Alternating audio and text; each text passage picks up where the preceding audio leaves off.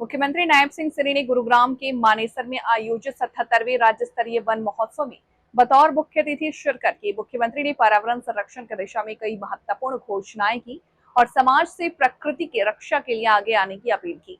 मुख्यमंत्री ने स्पष्ट शब्दों में कहा कि ये आयोजन केवल पौधे लगाने का एक औपचारिक कार्यक्रम नहीं है, बल्कि ये हर नागरिक द्वारा प्रकृति के प्रति अपना ऋण चुकाने का एक पवित्र संकल्प है। अवसर पर हम सब के बीच में भारत सरकार में केंद्रीय वन एवं पर्यावरण मंत्री आदरणीय भूपेंद्र सिंह यादव जी, हरियाणा सरकार में मेरे साथ सहयोगी मंत्री वन एवं पर्यावरण राज्य मंत्री राव नरवीर सिंह जी, हमारे सोहना के विधायक तेजपाल तंवर जी, हमारे गुरुग्राम के विधायक मुकेश शर्मा जी, जिला के हमारे अध्यक्ष सरप्रिय त्यागी जी, हमारे गुरुग्राम महानगर के माननीय अध्यक्ष अजीत यादव जी, चेयरमैन हरियाणा सरकार वन एवं वन विभाग रवि सैनी जी, प्रदेश के हमारे महामंत्री सत्य प्रकाश जरावता जी, मानेसर नगर निगम की हमारी मेयर इंद्रजीत कौर जी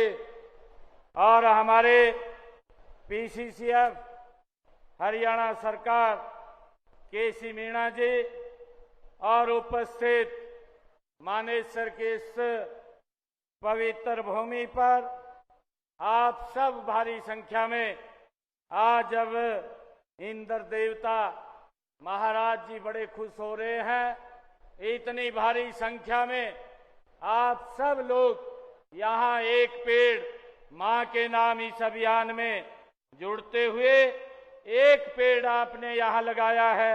आप सबको मैं बहुत बहुत बधाई और शुभकामनाएं देता हूं और अपनी तरफ से आप सबको दोनों हाथ जोड़ करके राम राम कहता हूं।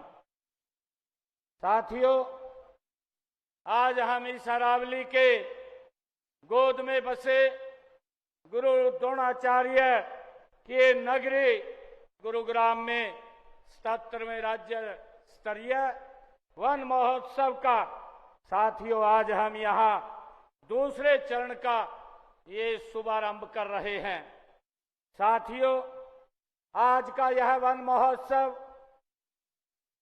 केवल पौधे लगाने का कार्यक्रम नहीं है, बल्कि आज का ये कार्यक्रम प्रकृति के प्रति अपना ऋण चुकाने का आज ये हम सबका एक सामूहिक संकल्प भी है। साथियों, यह संकल्प को संस्कार और संस्कार को जन आंदोलन में बदलने का आज ये हमारा कार्यक्रम है।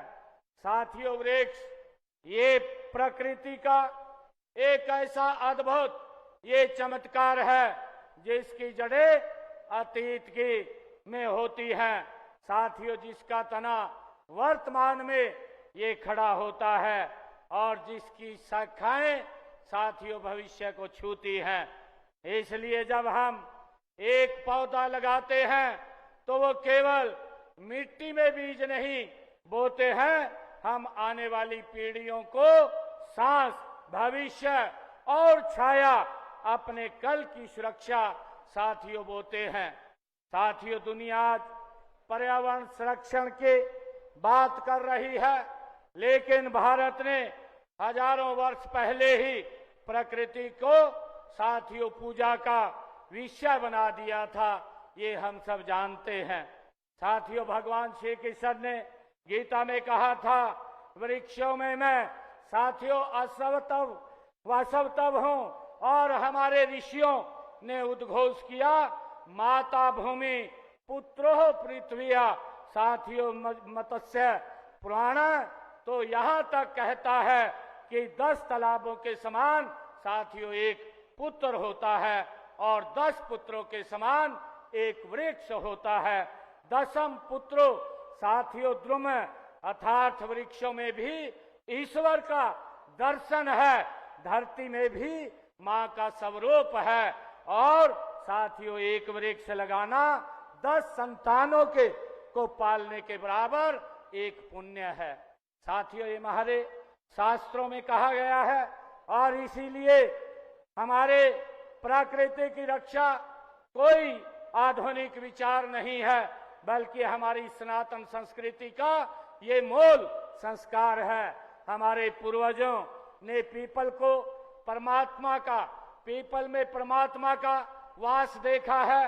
वट वृक्ष को साथियों दीर्घायु का प्रतीक माना है और तुलसी को आंगन का साथियों सम्मान दिया है और नीम को आरोग्य का प्रहरी बताया है। साथियों, इन वन महोत्सव का पहला चरण हमने 30 जुलाई को करनाल में आयोजित किया गया था। इस वर्ष हमने निर्णय लिया है कि हरियाणा में सभी 90 की 90 विधानसभाओं में वन महोत्सव के कार्यक्रम आयोजित किए जाएंगे और इसका उद्देश्य पौधे लगाने के साथ साथ साथियों प्रत्येक नागरिक में पर्यावरण संरक्षण के प्रति जागरूकता उत्पन्न करना तथा जन जन को इस अभियान के साथ जोड़ना है। साथियों, देश के यशस्वी प्रधानमंत्री आदरणीय नरेंद्र मोदी जी ने देशवासियों को एक पेड़ माँ के नाम लगाने का जो भावपूर्ण मंत्र दिया है। साथियों, माँ हमें, उन्होंने कहा है कि माँ हमें जन्म देती है, वृक्ष भी हमें साथियों जीवन देते हैं। माँ की ममता और वृक्ष की छाया में अद्भुत समानता है।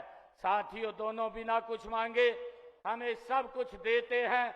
तो जब कोई बेटा या बेटी साथियों अपनी माँ के नाम एक पौधा लगा करके वर्षों तक उसकी देखभाल करता है, तब वह पौधा केवल स्मृति नहीं रहता, वह परिवार का संस्कार बन जाता है।